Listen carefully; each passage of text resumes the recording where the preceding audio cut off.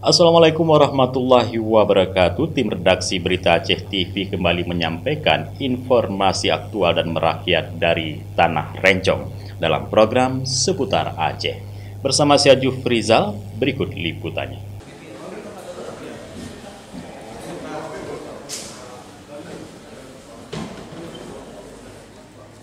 Kepolisian Resor Aceh Tengah menahan 7 orang tersangka dugaan korupsi dalam pembangunan pasar bertingkat Bale Atu, Kecamatan Lut Tawar, Kabupaten Aceh Tengah, yang menelan kerugian negara 500 juta rupiah.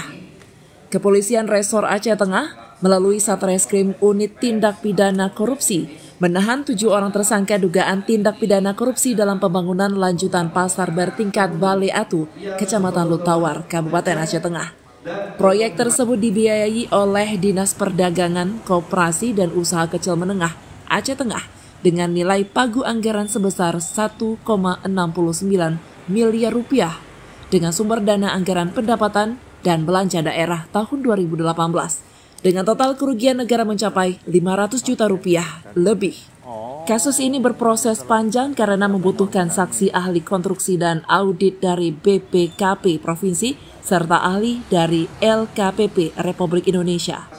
Ketujuh tersangka SY selaku pengusaha anggaran, tersangka MAW selaku PPTK, KA selaku konsultan pengawas, HP pelaksana pekerjaan, FB selaku peminjam perusahaan, AL selaku peminjam perusahaan, SYF selaku pemenang lelang.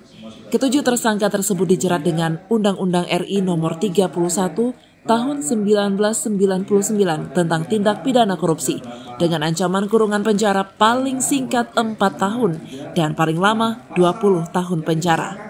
Kasat Reskrim Polres Aceh Tengah Ibtu Deno Wahyudi menyampaikan bahwa ketujuh tersangka sudah masuk tahap P21 dan dilimpahkan ke Kejaksaan Kabupaten Aceh Tengah.